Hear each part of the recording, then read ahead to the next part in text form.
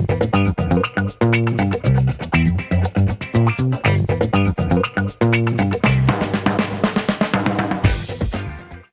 morning to you. It's Thursday, April 30th, I believe. Pretty sure.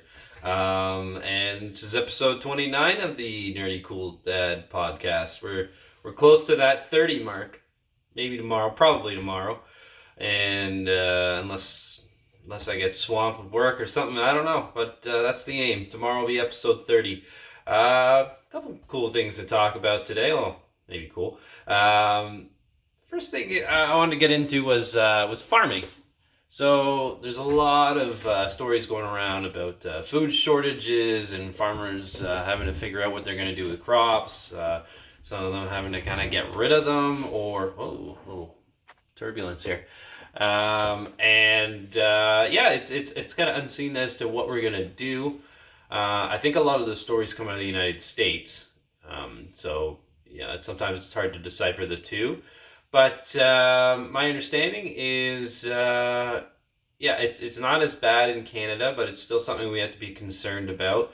If you have a factory or something that workers are coming down with COVID-19, well then, you'd likely have to close down for a couple weeks, do some sanitation, that sort of thing, make sure everything is back to normal, and get back at it.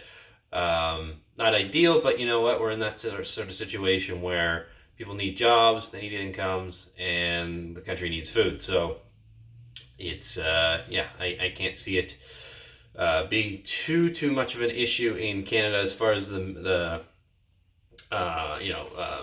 meat trade and things like that, or sales in general, or should I say livestock farming. I guess that makes more sense. But so I mean, hopefully it doesn't get too out of hand, but I think we'll be okay. What I'm more concerned about is a lot of the crops. There's farming equipment that helps harvest a lot of things, but there's also quite a few crops that are harvested by people, typically migrants from South America or Mexico, given the fact that borders are closed, we can't really rely on that. I don't know for how long. And we run into a bit of an issue. Yeah, sure, you could argue that there's work out there for people that need it. But Canadians don't typically, let's be honest, don't do those jobs. They've counted on migrant workers coming up and harvesting crops, and that's kind of how we've built businesses over the last while. So, whether they're being paid under the table or what have you, I don't know the ins and outs of that sort of thing, but it's a concern for sure. I'm wondering if people that own farms maybe start calling family members to help them harvest. I don't know. It's sort of I'm sure it's stressful times for farmers for sure. One thing that we are being advised to, and again, I've seen certain countries say this, and I don't know if it's Canada as well, but probably but eat a lot of potatoes. So at least potatoes twice a week or something like that. So I'm already doing my part, and I had mashed potatoes yesterday. I had some fries the other day, and I'm having it at least probably 3-4 times a week as it is. So one of the big reasons why is because I got we borrowed an air fryer from a family member, and we use it so frequently, and it makes such fantastic fries that I'm sort of hooked on the idea. If you've ever not used an air fryer, they're actually pretty cool. Like, you probably saw the ones back in years ago that were like the Tefal that kind of moved around and that sort. That's not what this is. It's kind of like you shove in a basket, and it kind of looks like a deep fried basket into like a big pod kind of thing. And it's fantastic for heating up or reheating food. So my wife and I are super addicted to these spring rolls that you get from Costco, and I think I've talked about them before. Anyways, in the air fryer, like 8 to 10 minutes, and they're just like so crispy and beautiful to eat. So we use it all the time. I've actually got some photos I'll share of me making French fries. Just better than deep fried in my opinion, because they don't have that saturation of oil, right? I do use a little bit of oil because I tossed them in some olive oil, and maybe some salt.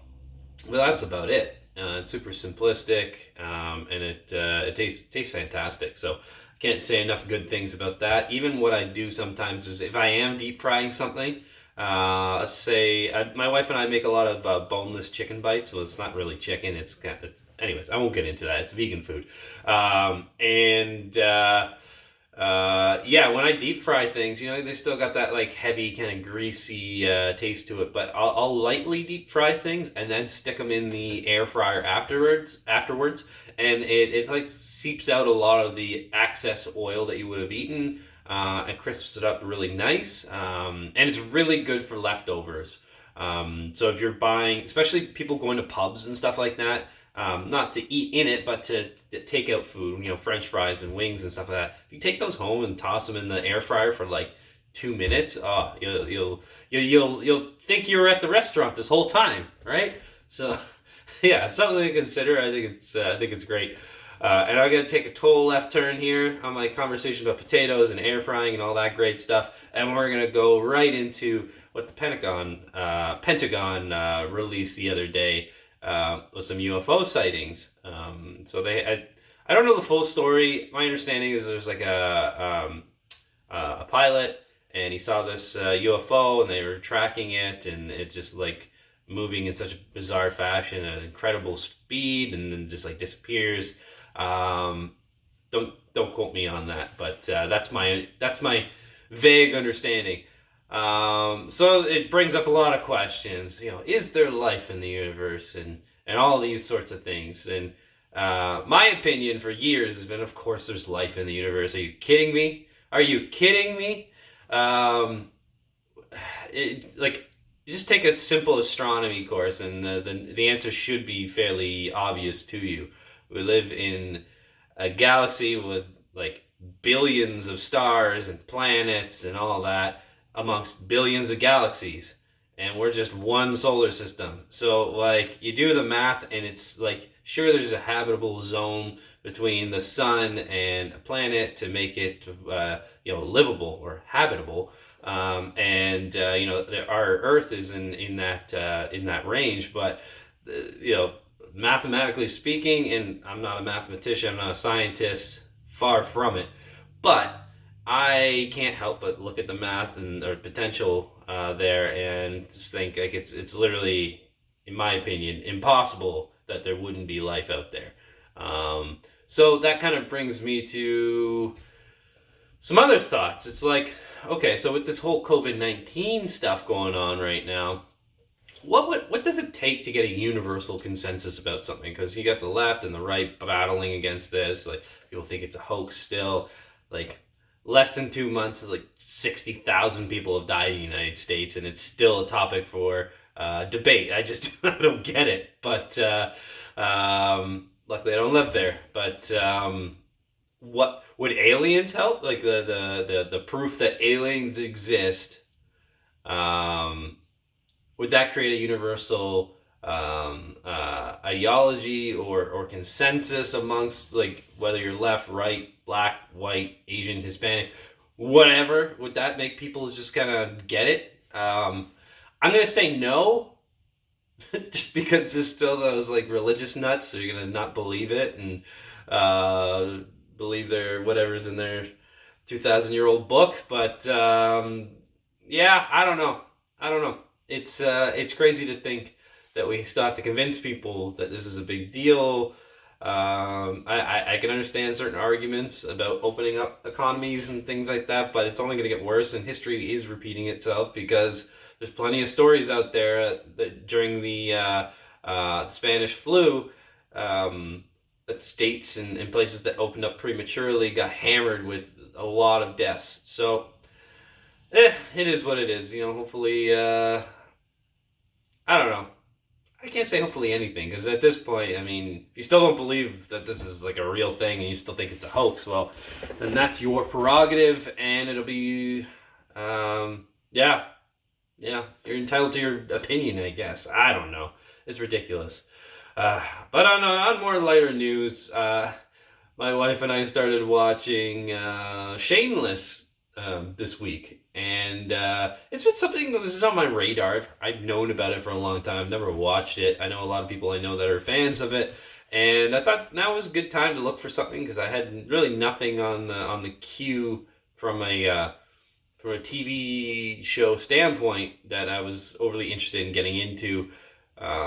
So yeah, I was happy to get into this. Now I will say, like I've watched 2 episodes. I think, yeah, 2 episodes, and I think it's great. I really like it.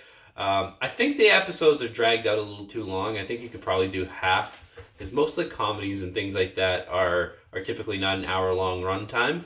But it is what it is, and I'm enjoying it. So far, I like the character development, and I can kind of see where people are going, what direction they're going in as a character, and yeah, it's good fun, good to watch. And last thing I want to talk about today is the fact that I really need to make yeast, and I think I've said this on several occasions, but yeast is really hard to get at stores, and I'm running out. I have probably like, I don't know, a third of a jar left. And if I want to keep making bread, I gotta get me some yeast. So I'm gonna start hopefully today, and I've been saying this for about a week now.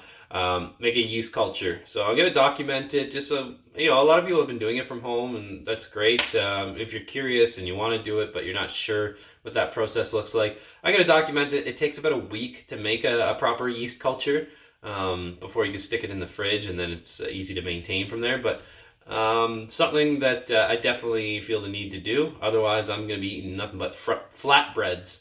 And what will my daughter do if she doesn't get her peanut butter and jelly sandwiches? It'll be chaos. But anyways, that's it for today. I'm going to keep it relatively short, and hopefully get through the rest of this week, and we'll see you tomorrow, hopefully, and stay the fuck home.